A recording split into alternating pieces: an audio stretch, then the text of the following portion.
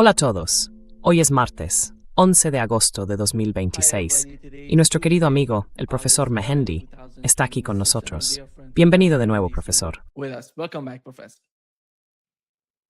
Hola Nima, muchas gracias por invitarme de nuevo a tu programa. Siempre es un gran placer.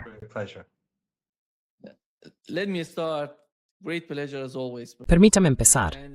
Es un gran placer, como siempre, profesor Mehendi. Y quiero empezar por lo que hemos oído en los últimos 4 días. He hablado con nuestro amigo común, Larry Johnson. Él cree que Estados Unidos se está preparando para una nueva ronda de ataques contra Irán. Cuéntenos, ¿cuál es la percepción en Irán ante la posibilidad de que Estados Unidos quiera atacar? ¿Es inminente el ataque? ¿Qué se está pensando en Irán?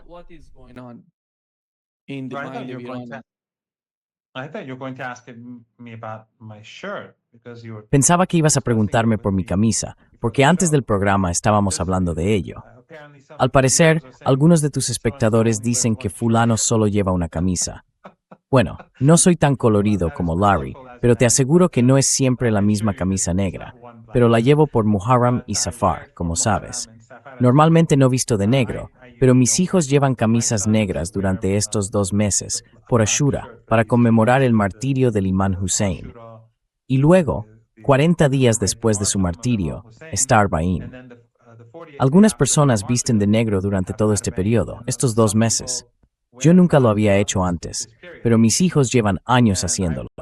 Y este año me han convencido para hacerlo.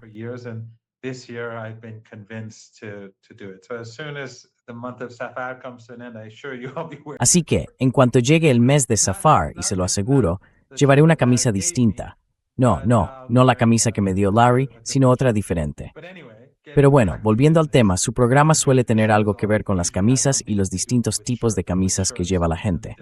Bueno, Larry, por lo que yo entiendo, Larry tiene razón. Los iraníes dicen que los estadounidenses se han preparado para un asalto.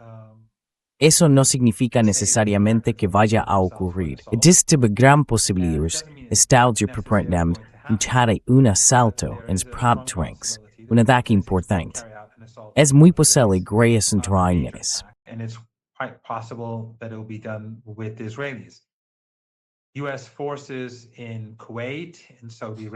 Las fuerzas estadounidenses en Kuwait, Arabia Saudí, Qatar, Bahrein, los Emiratos y Jordania están preparadas. Por supuesto, saben que muchas de estas fuerzas no están en sus bases. Están en hoteles, en otros edificios y en otras zonas de estos países para poder ocultarse y protegerse de los misiles y drones iraníes. Pero los buques de guerra estadounidenses están preparados. Así que podría haber un ataque contra Irán que podría durar algún tiempo. Nadie lo sabe con certeza. Estados Unidos podría dar marcha atrás, pero se está preparando para un ataque y ha desplegado tropas adicionales, munición y aviones de combate para ese ataque.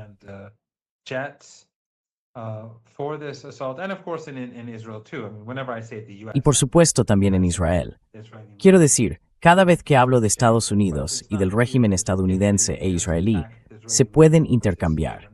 Pero no está claro si en caso de ataque, el régimen israelí participará o no. En cualquier caso, los iraníes están en máxima alerta. Y como sabemos, los iraníes han dicho muy claramente que si se llevan a cabo ataques contra las infraestructuras del país, la respuesta de Irán será decisiva. Destruirá las infraestructuras del régimen israelí, pero también las de Arabia Saudí, Emiratos Árabes Unidos, Kuwait, Bahrein y Qatar. Y arrasará a estos países si Trump cumple sus amenazas. Y por supuesto, ya lo hemos hablado muchas veces, esto provocará un colapso de la economía mundial, porque ya no importará si el estrecho de Hormuz está abierto o no.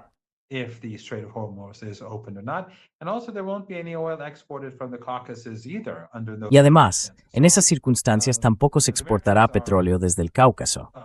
Así que ya sabe, los estadounidenses se están adentrando en una fase muy peligrosa.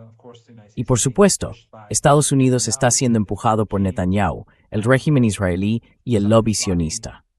Necesitan lograr algo antes de las elecciones de finales de octubre, o sienten que necesitan lograr algo antes de ellas. Las elecciones en Israel son, creo, el 27 de octubre más o menos, y en Estados Unidos creo que son el 3 de noviembre. También hay planes alternativos, Se ha dicho que los aliados de Netanyahu van a cometer o posiblemente cometan grandes atrocidades en Cisjordania para limpiar étnicamente Cisjordania y hacer que los palestinos se vayan, como cuando se creó el régimen israelí, cuando expulsaron a los palestinos de la tierra.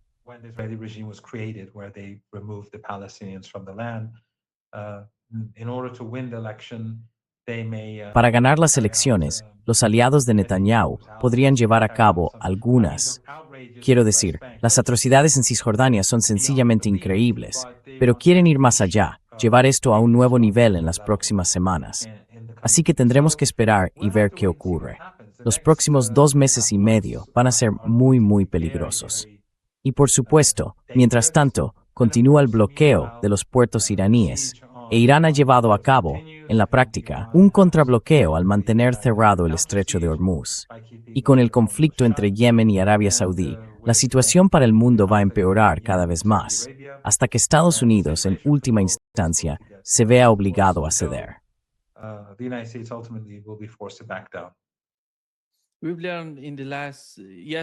Ayer supimos que en Irán han sustituido o nombrado a muchos responsables. Mohsen Rezaei se convirtió en el jefe del Consejo de Seguridad Nacional y Ahmad Vahidi en el jefe de los Guardianes de la Revolución. ¿Cuál es el mensaje? ¿Qué está ocurriendo dentro de Irán? ¿Y cuál es la principal razón de estos nuevos nombramientos?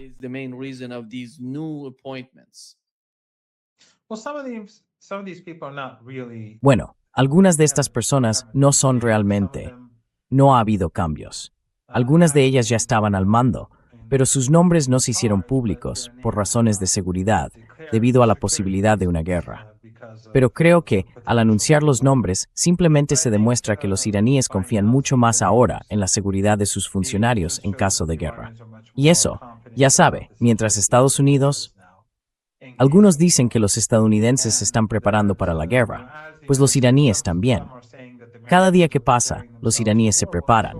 Están construyendo más misiles, más drones. Están ampliando sus bases subterráneas de misiles. Están ampliando sus estructuras de mando y control. Están desarrollando nueva tecnología, nuevos misiles, nuevos drones.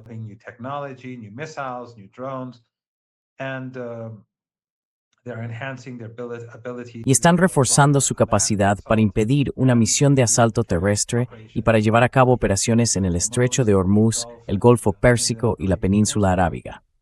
Así que estos anuncios creo son una señal de confianza en su posición. Además, vimos que el Ayatollah Khamenei, el Ayatollah Sayyid Mujtaba Khamenei, mantuvo una reunión de 17 horas con el presidente Trump, lo cual creo que es muy significativo. Una reunión de 7 u 8 horas ya es bastante difícil. Es una reunión muy larga, pero creo que simplemente demuestra el grado de coordinación que existe. Y también demuestra cómo las cosas en Irán se están normalizando pese a la amenaza de guerra. Se han anunciado los nombres de los líderes militares. El líder y el presidente mantienen reuniones periódicas y están plenamente coordinados. Así creo que todo esto es una señal de que sí, Irán está preparado para la próxima era.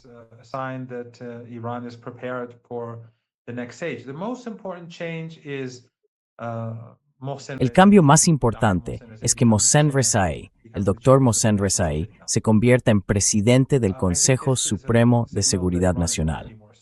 Creo que esto indica que Irán va a mostrarse más firme al tratar con el régimen de Trump. Y además, el último día del mandato del anterior presidente del Consejo Supremo de Seguridad Nacional, al frente del Consejo, publicó una declaración, como todos sabemos, en la que decía que la única manera de que haya paz con Estados Unidos es que se cumplan ciertas condiciones. Hay quienes dicen que eso es diferente del memorando de entendimiento, pero no es así. Lo que dice es que el memorando de entendimiento tiene que aplicarse plenamente. Y es un enfoque maximalista respecto a ese memorando. Por ejemplo, en el memorando de entendimiento, el artículo 1 habla del Líbano y de los aliados regionales, ¿verdad? Pero aquí, en esa carta, necesitamos frentes. Los llaman todos los frentes.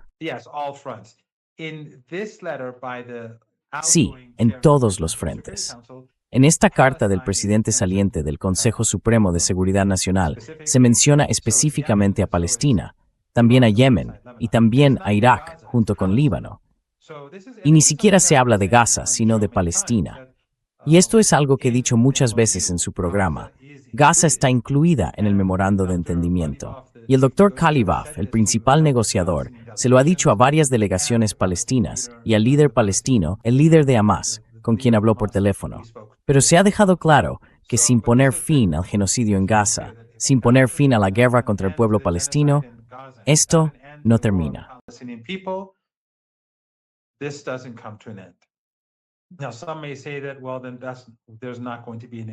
Algunos podrían decir, bueno, entonces no va a haber acuerdo.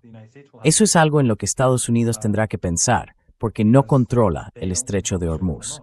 Así que el presidente saliente, que creo que no fue tan firme como el doctor Mohsen Rezaei, hizo una declaración final muy dura, muy contundente, muy fuerte, digamos.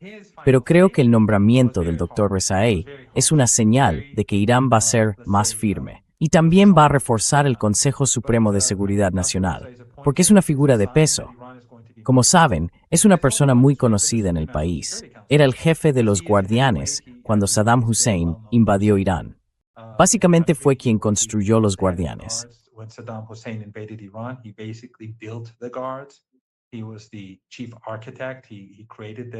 Fue el principal artífice.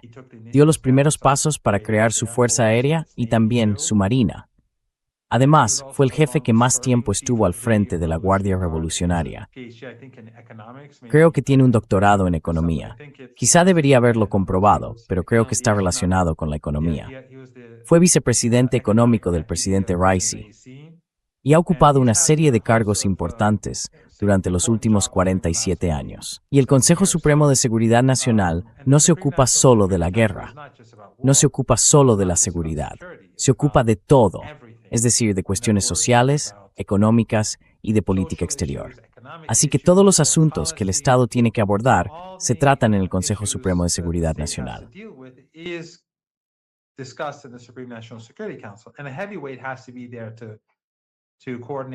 Y hace falta alguien de peso para coordinar al presidente, al jefe del Poder Judicial, al presidente del Parlamento, a las Fuerzas Armadas, a las fundaciones estatales y a otras entidades vinculadas al Estado para que trabajen de forma más estrecha. Eso es muy importante en estas circunstancias, cuando el país está en guerra. Así que creo que vamos a tener un Consejo Supremo de Seguridad Nacional más fuerte, una mayor coordinación entre las distintas partes del Estado y una postura más, digamos, firme en la mesa de negociación, en el campo de batalla y a la hora de hacer frente a los enemigos de Irán.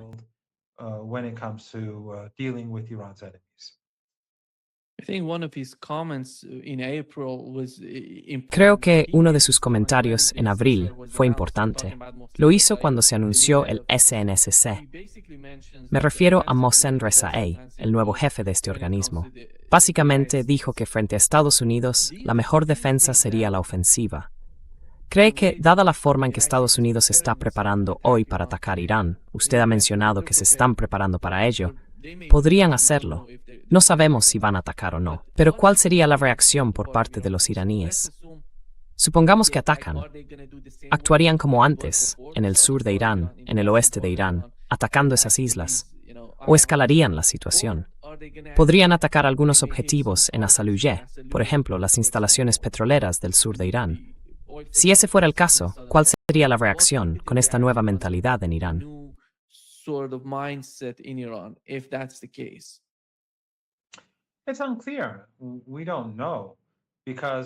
No está claro, no lo sabemos, porque durante la guerra de 40 días, Estados Unidos y el régimen israelí bombardearon lugares por todo el país.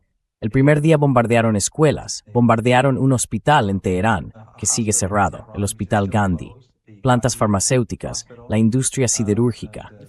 También bombardearon un complejo deportivo y mataron a muchas chicas que estaban jugando al voleibol. Y utilizaron un misil nuevo para hacerlo. Pero durante la guerra de 13 días, después de que Estados Unidos violara el memorando de entendimiento y lo socavara, y de que nosotros iniciáramos la guerra, utilizaron un patrón diferente. Los ataques se concentraron sobre todo en objetivos de la región del Golfo Pérsico, en el estrecho de Hormuz. Aún así, bombardearon escuelas y hospitales. Quiero decir, el hospital de Abbas, el hospital infantil de cáncer, bombardearon el complejo y evacuaron el hospital.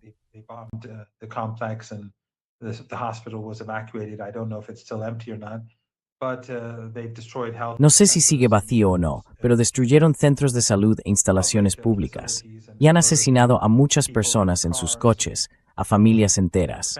En la isla de Kish bombardearon una vivienda familiar. Mataron a un marido, a una esposa, a su hija y a su hijo de 18 meses. Otros 2 niños quedaron huérfanos, heridos, pero sobrevivieron. Pero el patrón fue diferente. No bombardearon todo el país. Así que no está claro qué ocurrirá después. Pero, y creo que esto es muy importante, Nima, mira a Irán en los últimos años. Primero empezaron con Promesa Verdadera 1. Y en Promesa Verdadera 1 estaban comprobando qué capacidades tenía el régimen israelí. Los estadounidenses y los israelíes malgastaron muchos misiles de defensa aérea para derribar drones y misiles iraníes.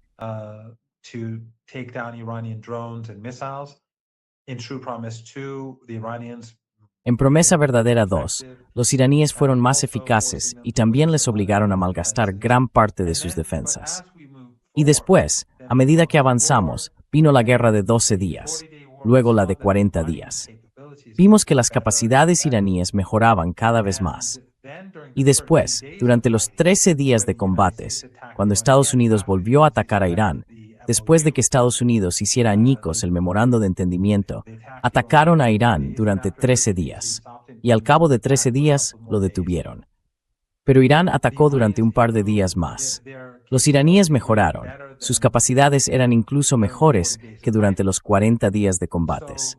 Así que Irán ha ido mejorando de forma constante en el campo de batalla. Sus capacidades están mejorando. Y mientras hablamos, los iraníes se están preparando para la siguiente fase.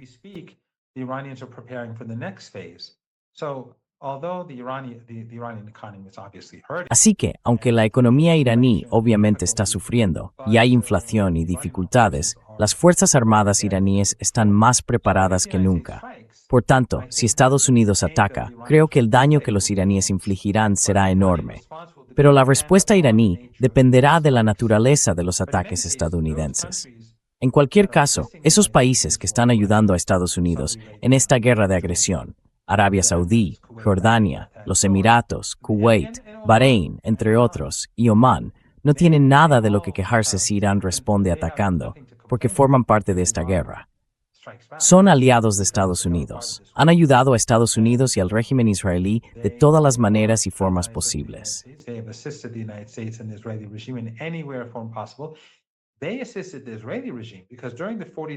Ayudaron al régimen israelí porque durante la guerra de 40 días se utilizó territorio saudí, igual que el territorio de Qatar y de otros países. Desde allí operaban sus aviones, sus aeronaves, para repostar a los cazas israelíes. Así que en la práctica, al ayudar a Estados Unidos, también estaban ayudando a la maquinaria israelí. No es que los saudíes, los cataríes, los emiratíes y los kuwaitíes estuvieran ayudando solo a Estados Unidos o a los jordanos. Estaban ayudando a los israelíes, tanto durante la guerra de 12 días, porque los cazas israelíes necesitan aviones cisterna estadounidenses, como durante la guerra de 40 días.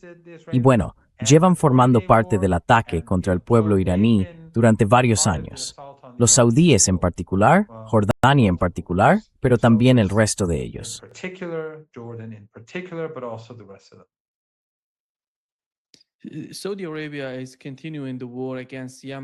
Arabia Saudí continúa la guerra contra Yemen dentro de Yemen. Y anoche supimos que al menos 4 o 5 de esos comandantes, brigadieres y generales en Yemen fueron alcanzados por drones y misiles de los hutíes de Ansarullah. Me refiero a las fuerzas pro-saudíes o saudíes en Yemen que luchan contra Ansarullah. Recuerden, solo para aclararlo. Remember, just to clarify, Yemen is the capital. La capital de Yemen es Sanaa. Está controlada por Ansarullah y sus aliados. El gobierno de Yemen es el gobierno que está en Sanaa. Durante más de una década, los saudíes, los emiratíes, Occidente, esos regímenes del Golfo Pérsico, Egipto, Turquía, todos trabajaron juntos y ayudaron a los saudíes y a los emiratíes a expulsar a Ansarullah y a sus aliados de Sanaa. Pero fracasaron. ¿Por qué? Porque el pueblo apoya a Ansarullah. Y así, ya sabe, todo Occidente y sus aliados regionales trabajaban juntos para socavar a Ansarollah. Llevaron a cabo una guerra genocida, igual que en Gaza. Mataron de hambre a la población, masacraron, bombardearon escuelas y hospitales, bombardearon bodas, autobuses escolares y funerales, hicieron todo el tipo de cosas que vemos en Gaza, solo que no se hizo en silencio.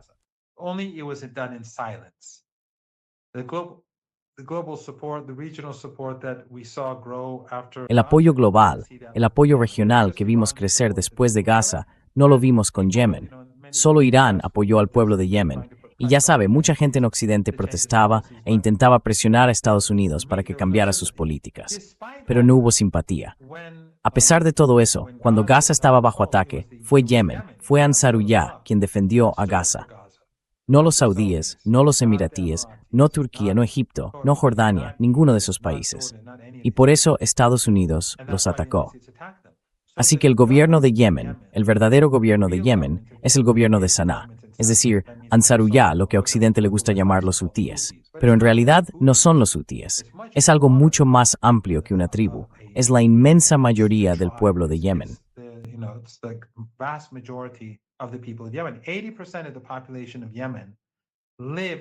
El 80% de la población de Yemen vive en los territorios controlados por el gobierno de Saná.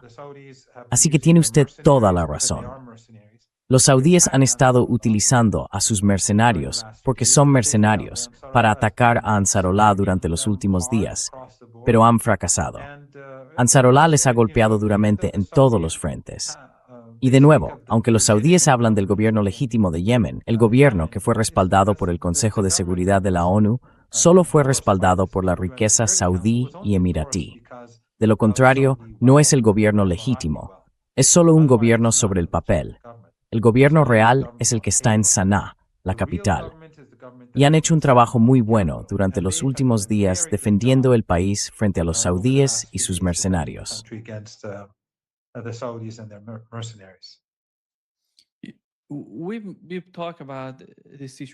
Hemos hablado de la situación con Arabia Saudí. No creo que Estados Unidos atacara a Yemen, ni siquiera en aquellos tiempos, simplemente porque quisiera hacerlo. Arabia Saudí tiene que pagarle. Eso significa que Arabia Saudí está pagando a todo el mundo para que ataque Yemen. ¿Qué buscan? ¿Qué quieren? ¿Ve algún tipo de aprendizaje por parte de Arabia Saudí ante lo que está ocurriendo? Ayer supimos que otro petrolero saudí fue alcanzado en Bab al-Mandab y están presionando a Arabia Saudí con el bloqueo. Saben lo frágil que es su economía, la economía saudí. Y Yemen, diría yo, lleva más de 12 años sin tener nada que perder. Quieren luchar hasta el final. Pero no parece que Arabia Saudí se esté dando cuenta de eso.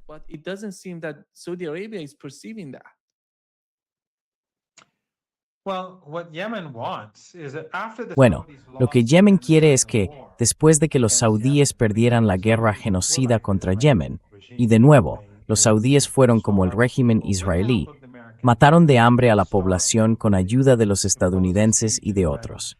Mataron de hambre a la gente. Impusieron un bloqueo en el Mar Rojo para impedir la entrada de alimentos. Querían matar de hambre a la población.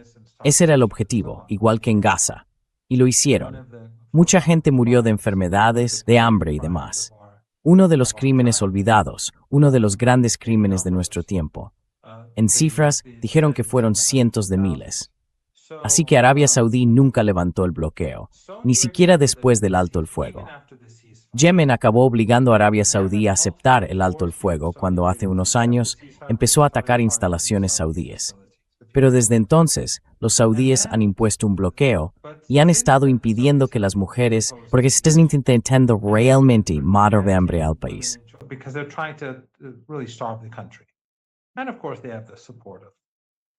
Y por supuesto también cuentan con el apoyo de otros países. El dinero manda. Así que Yemen, después de que los saudíes bombardearan el aeropuerto de Saná, cuando regresaba una delegación de Irán, dijo, «Basta ya». Y empezó a responder, imponiendo su propio bloqueo a Arabia Saudí para poner fin al bloqueo sobre Yemen. Así que el bloqueo a Arabia Saudí que ahora estamos viendo aplicarse, busca obligar a Arabia Saudí a levantar el bloqueo contra el pueblo yemení. La gente solo habla de lo que Yemen le está haciendo a Arabia Saudí, Pero esto es una reacción a lo que hizo Arabia Saudí. El régimen saudí inició este capítulo bombardeando el aeropuerto internacional y después el puerto de Al-Hodeida. Así que Yemen se muestra firme, es poderoso, está preparado y es mucho menos vulnerable que los saudíes, porque los saudíes tienen muchísimo que perder.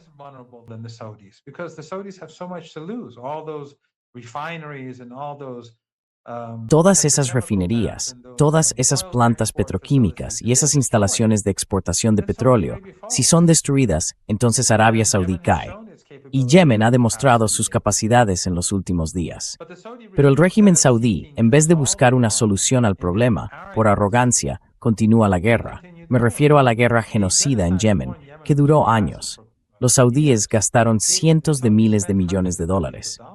Y si a eso se le suman los megaproyectos como The Line y demás, que han sido enormes desperdicios de dinero y una gran forma de robar miles de millones de dólares de fondos públicos, Arabia Saudí ya no está en una buena situación financiera.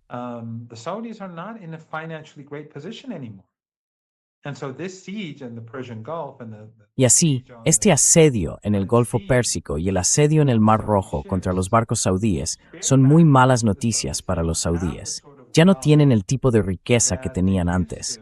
Y por supuesto, es un país que consume enormes cantidades de dinero. Así que están empezando a intentar sacar su riqueza del mercado bursátil estadounidense, del mercado de bonos y de los bancos de Occidente.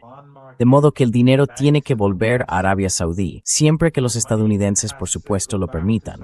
Lo mismo ocurre con otros países del Golfo Pérsico, y Arabia Saudí es especialmente vulnerable.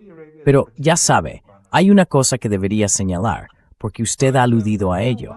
Los saudíes también pagan el ataque estadounidense contra Irán.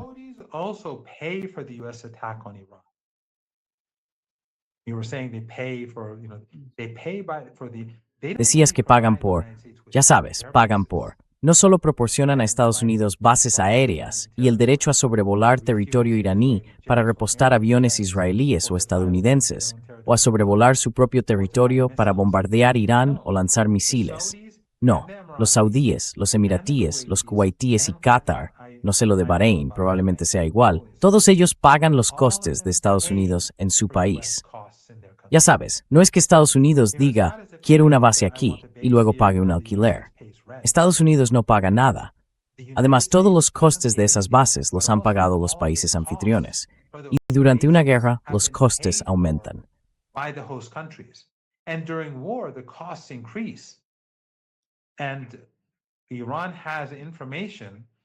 E Irán tiene información de que Qatar estaba teniendo problemas para financiar la guerra. Durante los 40 días, los gastos fueron tan elevados que no tenían suficiente efectivo disponible para pagarlo todo con facilidad. Así que Arabia Saudí y los Emiratos no solo estaban aportando, no solo estaban ayudando a Estados Unidos, estaban financiando la guerra contra Irán. Y por supuesto, eso es lo que están haciendo ahora. Se están haciendo cargo de los costes de Estados Unidos en sus países.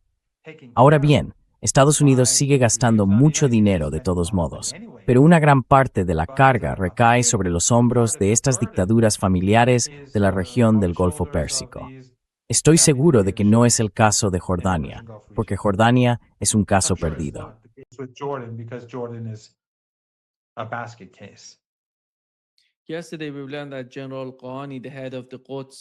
Ayer supimos que el general Kahani, jefe de la rama Quds de los CGRI, fue a Irak.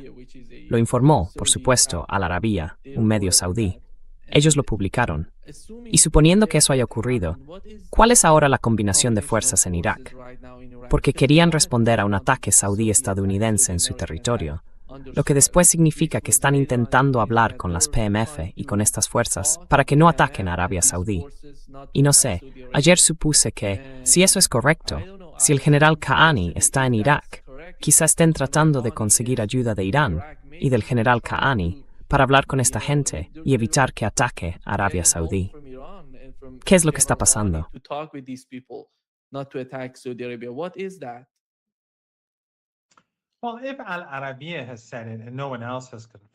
Bueno, si lo ha dicho Al Arabiya y nadie más lo ha confirmado, no considero que tenga por qué ser verdad, porque Al Arabiya es muy poco honesta. Quiero decir, Al Arabiya, Sky News Arabic y esos medios son totalmente deshonestos.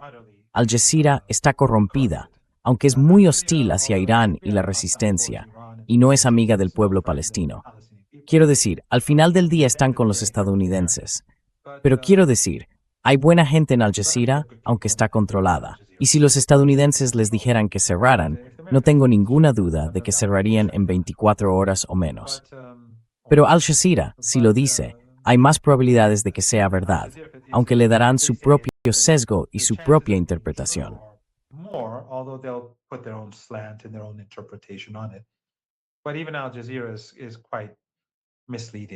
Pero incluso Al Jazeera resulta bastante engañosa. Así que no sé si él ha estado allí y realmente no puedo decir mucho sobre eso. Pero la relación entre Irán e Irak es muy buena.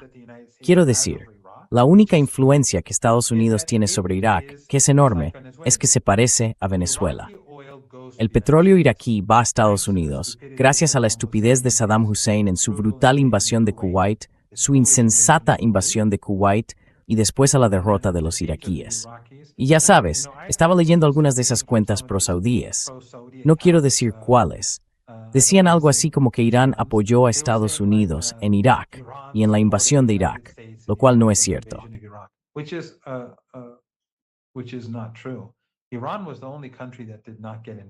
Irán fue el único país que no se involucró. Irán fue neutral. Y de hecho, fueron los saudíes quienes financiaban estas cuentas, a estas personas que tienen estas cuentas en países vecinos de Irán y que acusan a Irán. Los saudíes, las fuerzas estadounidenses estaban desplegadas en su mayor parte en Arabia Saudí, y los saudíes también las financiaban entonces. Arabia Saudí pagó una enorme cantidad de dinero por las fuerzas estadounidenses en Kuwait. Y después, en la invasión de 2003, más de una década después de la derrota de Saddam en Kuwait, las tropas estadounidenses volvieron a estar desplegadas en Arabia Saudí.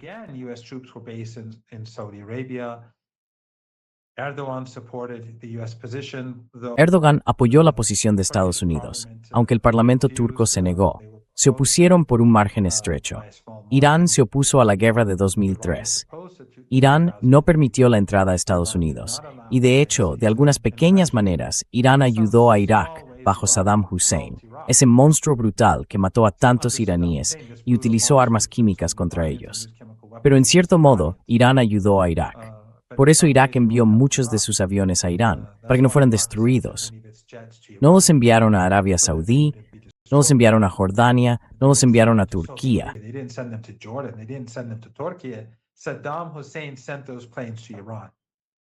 Saddam Hussein envió esos aviones a Irán, aviones de pasajeros y aeronaves militares, para que no fueran destruidos. Así que, ya saben, estos son mitos que difunden esas personas, esos takfiríes y quienes están a sueldo de Arabia Saudí y de otros países ricos en petróleo y gas. Pero Irán nunca apoyó a Estados Unidos en Irak, en ninguna de las dos guerras. De hecho, Trump acusa a Irán de todo lo que le ocurrió a Estados Unidos en Irak. Es realmente extraordinario que se acuse a Irán de dos cosas, del cambio al mismo tiempo. Pero, en cualquier caso, los iraníes enfrentan a Estados Unidos.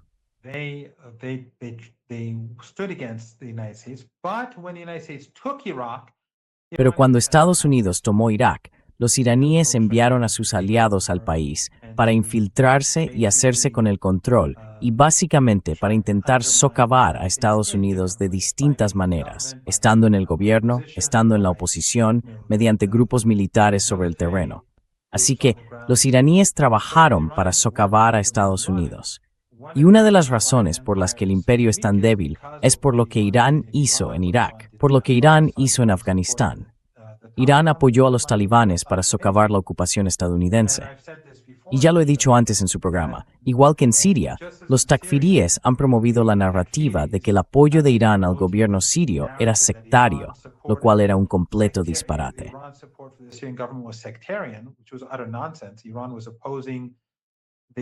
Irán se oponía al plan liderado por Estados Unidos e Israel para socavar Siria, en el que participaron países de la región y se utilizó el sectarismo para ocultar la verdad detrás de esta guerra sucia.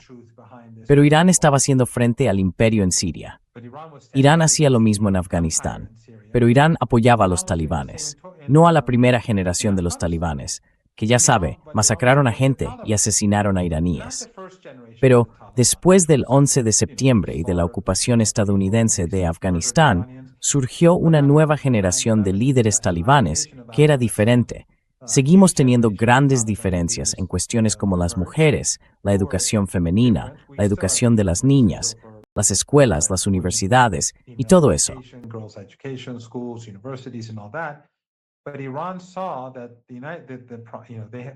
Pero Irán vio que la ocupación de Estados Unidos era lo peor posible para Afganistán y para la región. Así que Irán empezó a cooperar con los talibanes y a ayudarles a socavar a Estados Unidos. Y solo Irán apoyaba esto. Y por supuesto, en Afganistán era exactamente lo contrario que en Siria. En Afganistán, algunos chiíes y tayikos, los hablantes de persa y los uzbecos, culpaban a Irán y atacaban a Irán por apoyar a los talibanes. Para Irán, la prioridad en Afganistán, en Siria, en Irak y en todos los ámbitos es expulsar al imperio, porque ese es el peor escenario posible para la región.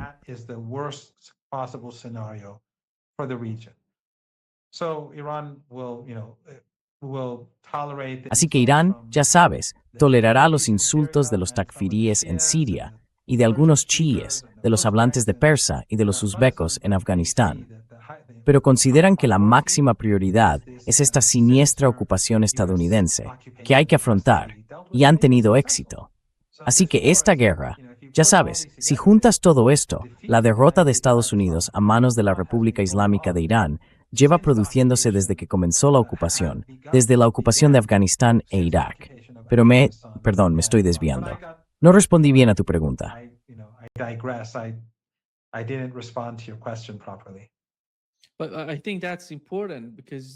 Pero creo que eso es importante, porque todo el concepto de tener bases estadounidenses en Asia Occidental se basa en la idea de que Irán fomenta la inestabilidad en la región.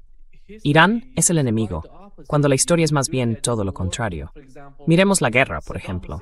Saddam Hussein quería que Irán cooperara con él contra Kuwait. Quería que Irán, dijo, vamos a estar con vosotros, y enviaron una carta a los iraníes. Los iraquíes, bajo Saddam Hussein, enviaron una carta. Querían que Irán les ayudara. No solo con Kuwait, quería Arabia Saudí, quería todo ese territorio en conjunto. E Irán no cooperó con él. Ya sabe, a pesar de tener esas. Pero, al fin y al cabo, cuando se trata de la región, se ve que todo va contra Irán. Los argumentos repetidos, la retórica, la propaganda, todo va contra Irán.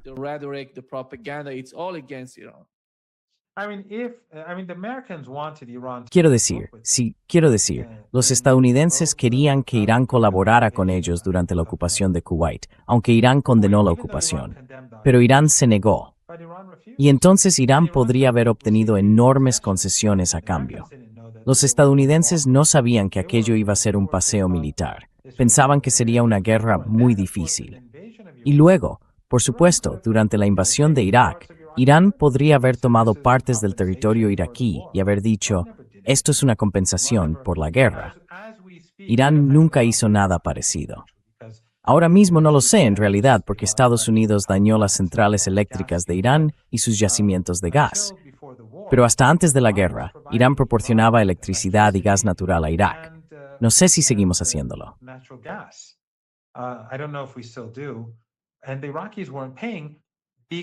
Y los iraquíes no pagaban, porque el petróleo iraquí y el dinero de ese petróleo están en bancos estadounidenses. Así que Estados Unidos, no he respondido a la pregunta. Aquí es donde Estados Unidos tiene a Irak agarrado por el cuello, controla el dinero de Irak. Así que el gobierno iraquí está literalmente con la garganta en manos de los estadounidenses. Y si el gobierno iraquí no se atiene a determinadas exigencias de Estados Unidos estrangula al país. Impide que el dinero del petróleo iraquí llegue a Irak. Cuando Adel Abdul Mahdi, el doctor Adel Abdul Mahdi, era primer ministro de Irak, hizo algo realmente importante por la independencia iraquí. Cerró un gran acuerdo con los chinos para que China recibiera petróleo iraquí y construyera infraestructuras en el país.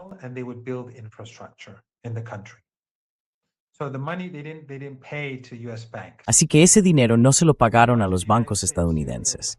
¿Y qué hizo Estados Unidos? Derrocaron a Adel Abdul Mahdi. Derrocaron al primer ministro porque vieron que estaba socavando el control asfixiante de Estados Unidos sobre Irak.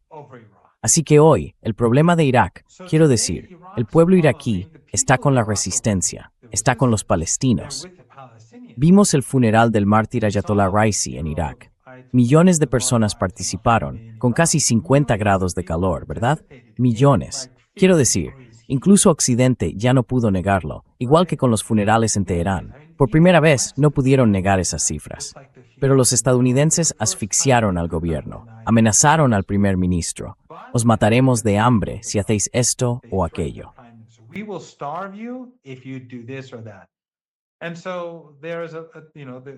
Y así, ya sabe, en Irak, la situación es que los corazones y las mentes están con los iraníes, con la resistencia, con los palestinos.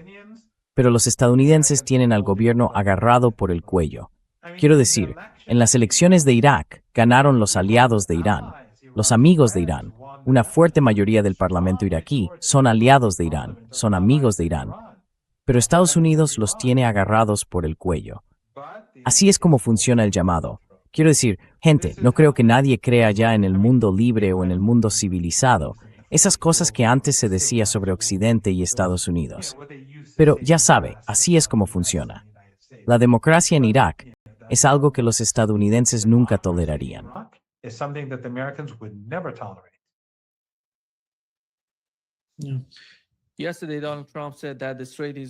Ayer, Donald Trump dijo que este estrecho está abierto y que todo va bien.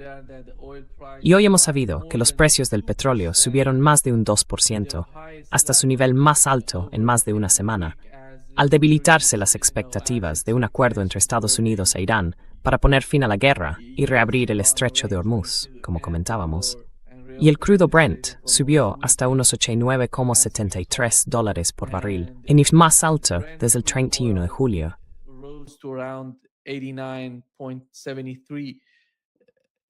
A barrel. This is the highest since July 31st. And Donald Trump, Donald Trump, otro punto que mencionó ayer, fue que este estrecho estaba minado. ¿Y quién está haciendo esto? Siguen ahí esas minas. ¿Quién se está encargando de retirar esas minas de este estrecho? Porque Donald Trump dijo que esas minas fueron retiradas de este estrecho.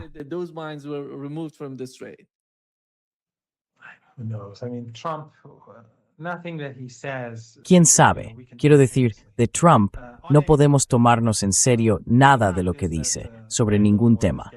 El hecho es que está pasando muy poco petróleo. Creo que como mucho, algunos días llegan a pasar unos pocos millones de barriles al día, como máximo quizá 4 o 5 millones de barriles, a veces mucho menos, dependiendo de los ataques iraníes contra petroleros que, como sabemos, infringen las normas que la Marina iraní ha impuesto a los petroleros en el Golfo Pérsico. Todos tienen que tomar el corredor norte, el corredor junto a Irán. Así que pasa muy poco. Y por supuesto hablamos solo de petroleros. Están entrando muchos menos buques en el Golfo Pérsico. Y otras mercancías no están saliendo del Golfo Pérsico. La escasez de gas natural licuado, de helio, de azufre y de toda clase de otros productos aumenta día a día en todo el mundo.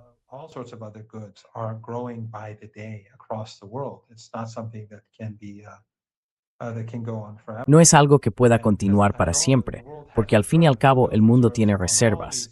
Pero esas reservas de todos estos productos se están agotando. Estados Unidos puede manipular los mercados, pero no puede hacerlo eternamente. Así que, con la crisis de los fertilizantes, el año que viene vamos a ver escaseces enormes y subidas enormes en el precio de los alimentos. Y probablemente también el año siguiente. La escasez, quiero decir, Estados Unidos manipula el precio del petróleo, pero habrá escasez. Y en cuanto a los combustibles refinados, ya hay escasez debido a que las refinerías del Golfo Pérsico no están exportando, pero también por lo que está ocurriendo en Rusia y por el hecho de que los chinos llevan un tiempo sin utilizar su capacidad de exportación.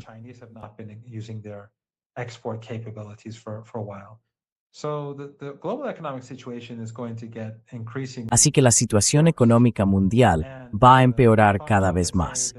Y Trump puede decir todo lo que quiera que el estrecho está abierto. Pero si lo estuviera, entonces simplemente no tendría que decirlo todos los días. Cuando todos los días tiene que decir que controlamos el estrecho de Hormuz, que todo está bien, eso significa que algo no está bien, que las cosas no van bien. Si yo te digo todos los días, no, estoy bien, estoy sano, no te preocupes, todos y cada uno de los días, eso significa que probablemente algo va mal. Esto no es sostenible para la economía mundial. Pero bueno, ya hemos hablado de esto muchísimas veces. Tu audiencia lo sabe.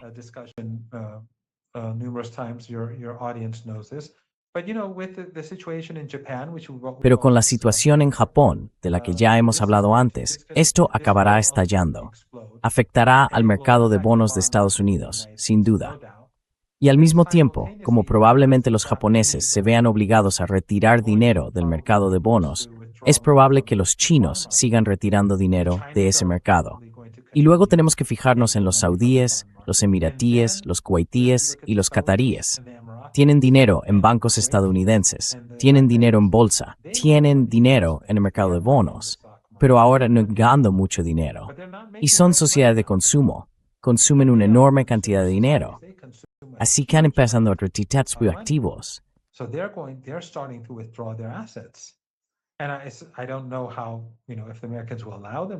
Y no sé hasta qué punto los estadounidenses les permitirán hacer eso.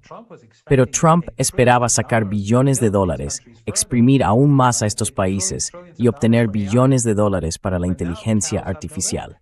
Pero ahora las vacas no tienen leche. Así que gran parte del dinero que tienen en Estados Unidos, si quieren mantenerse, tendrá que retirarse y gastarse en esos regímenes. Y como he dicho, la situación de Arabia Saudí, en particular, que es mucho más importante que las demás, no es buena.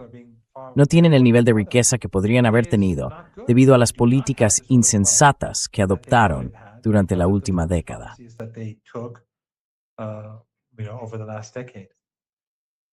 The foreign ministry, yeah. The foreign ministry of Qatar reported that El Ministerio de Exteriores de Qatar ha informado de que las negociaciones entre Irán y Estados Unidos han llegado a una fase avanzada. Ha añadido que han recibido comentarios positivos de ambas partes, de los iraníes y de los estadounidenses. ¿Qué sabemos de las negociaciones? Al fin y al cabo, el mecanismo debería estar definido. No importa. Hemos sabido por el Ministerio de Exteriores iraní que no importa. La apertura del estrecho de Hormuz es otra cuestión, pero definir un nuevo mecanismo para el estrecho de Hormuz. Al parecer, hablaba de que equipos técnicos de Irán y de Estados Unidos están definiendo nuevas rutas.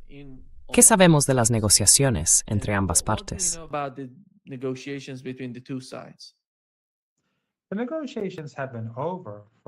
Las negociaciones terminaron hace ya bastante tiempo. La declaración de Qatar no significa nada. Las negociaciones han terminado. No hay, que yo sepa, pueden firmar el acuerdo en cualquier momento cuando quieran. Pero no creo que Irán tenga interés en hacerlo ahora mismo, debido al cerco de Estados Unidos, y porque Estados Unidos no está dispuesto a cumplir sus promesas. Aunque Trump firmó el memorando de entendimiento, Estados Unidos no está dispuesto a cumplir sus obligaciones.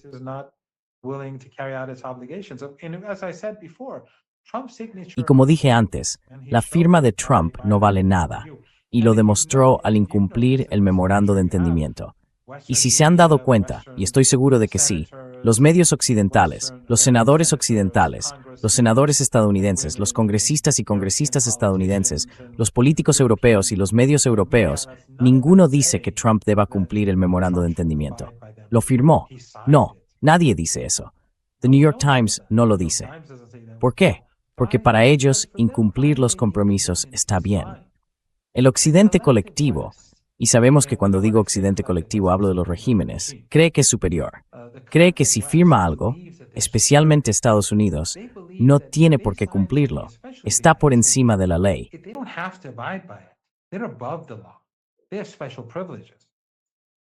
Tienen privilegios especiales.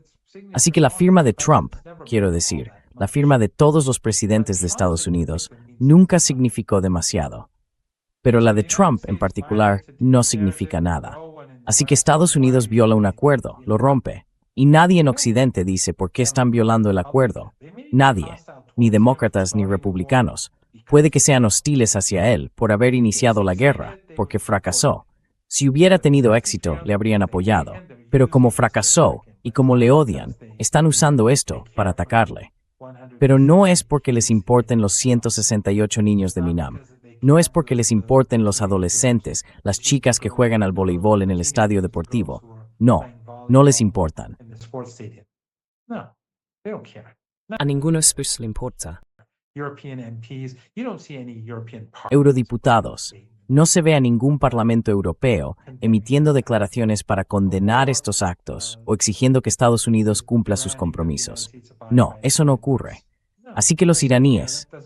Pero, en cualquier caso, mientras Estados Unidos no cumpla sus compromisos recogidos en el memorando de entendimiento, el estrecho de Hormuz no va a estar abierto mientras no haya ningún movimiento en esa dirección para levantar el asedio y avanzar hacia la aplicación del memorando.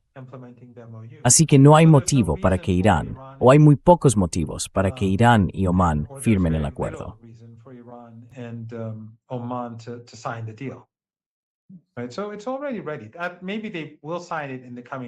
Así que ya está listo. Puede que lo firmen en los próximos días, pero no hay prisa.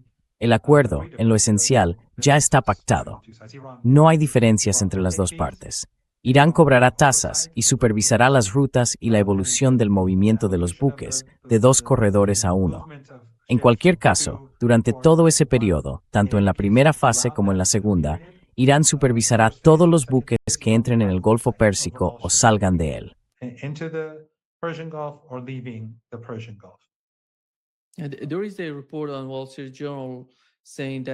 Hay un informe de The Wall Street Journal que dice que, antes de que empezara la guerra, los envíos de crudo por esas vías marítimas eran de unos 20 millones de barriles al día, y se redujeron. El mes pasado eran unos 8 millones y medio, y hoy son 2.200.000 barriles al día. Y llega a la conclusión de que los productores de energía del Golfo Pérsico esperan cada vez más que el control de Irán sobre el estrecho de Hormuz se convierta en una realidad duradera.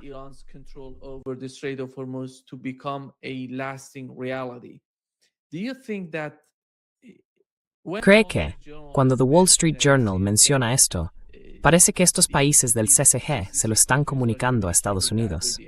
Que están preparados, porque están sometidos a una enorme presión, profesor Marandi, por esta incursión, por lo que está ocurriendo en Bab el-Mandeb.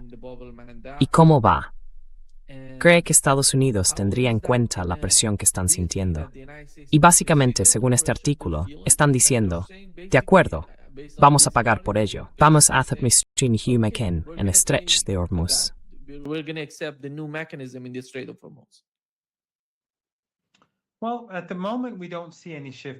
Bueno, de momento no vemos ningún cambio en la política de Estados Unidos. Y no vemos a Trump, ya sabe, con su arrogancia y su estupidez, quedando expuestas cada día en Truth Social. Durante 47 años, Estados Unidos desde 1953, en realidad, Estados Unidos ha estado perjudicando al pueblo iraní, matando al pueblo iraní. De nuevo, volviendo al libro, Going to Tehran. Si las leyes lo directamente. Estados Unidos creó ISIS. Estados Unidos creó Al-Qaeda. Estados Unidos apoyó a Saddam Hussein. Estados Unidos creó el desastre de Afganistán. Ya sabe, está también la invasión del Líbano, el papel que desempeñó Estados Unidos, aunque Reagan calificó de holocausto lo que hicieron los israelíes en el Líbano, el régimen israelí. Pero después Estados Unidos fue allí, desplegó sus tropas y en la práctica ocupó el país junto a los israelíes. Quiero decir, la presencia estadounidense en nuestra región siempre ha sido sombría y opresiva. Y en el caso de Irán, son responsables de la muerte de, ya sabe, en la guerra de Saddam, contando todo, probablemente 200.000 personas. Así que, aunque Trump, desde su ignorancia, intenta, o desde su arrogancia, culpar a Irán de la historia de las relaciones entre Estados Unidos e Irán, la realidad es justo la contraria.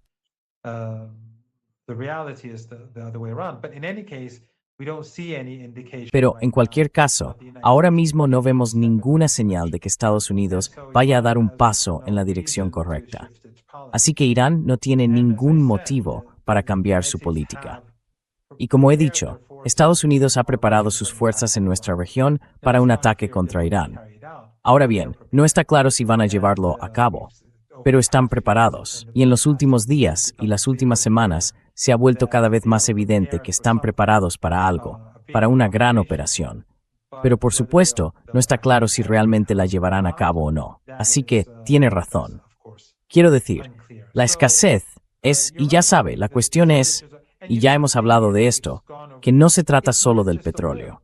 Están intentando desesperadamente sacar petróleo del Golfo Pérsico y del Mar Rojo, porque esa es la crisis a corto plazo. Pero la crisis a largo plazo son todos los demás productos que no son prioritarios.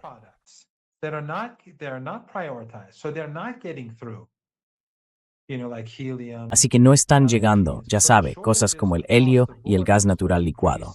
Por tanto, la escasez en todos los ámbitos no hará más que aumentar día a día. Y luego está la burbuja de la inteligencia artificial. Y como decía, está Japón. A medida que sigan subiendo los precios del petróleo, se ejercerá más presión sobre la economía japonesa o sobre la economía mundial, pero especialmente sobre la japonesa, por la cantidad de dinero que tienen en Estados Unidos. Todas estas son crisis que de repente podrían, ya sabe, provocar una enorme explosión sin que Estados Unidos reinicie la guerra. Si reinician la guerra abierta, entonces ya sabe, será mucho peor.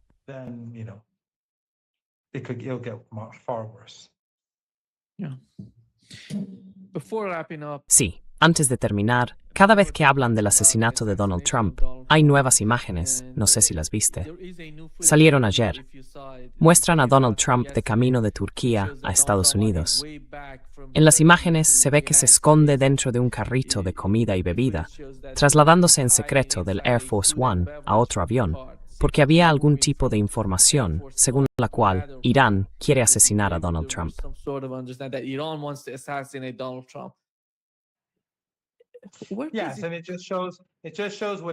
Sí, y eso demuestra lo cobarde que es.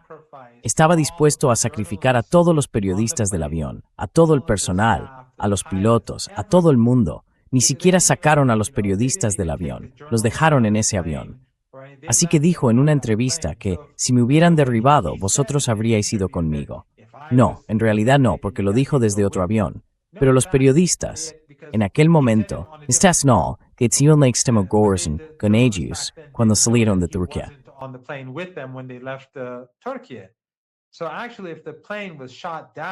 Así que, en realidad, si hubieran derribado el avión o le hubiera pasado algo, todos esos periodistas habrían muerto. Quiero decir, supongamos que esa amenaza era real, pero en cualquier caso, él estaba diciendo que morirían con él. No, él habría sobrevivido, pero todos los periodistas habrían muerto. Así que no le importaban los periodistas, no le importaban esas personas que iban en el avión. Y si hubieran sabido que lo habían sacado del avión, que lo habían sacado en secreto, ¿creen que esos periodistas se habrían quedado en el avión? Yo no lo creo.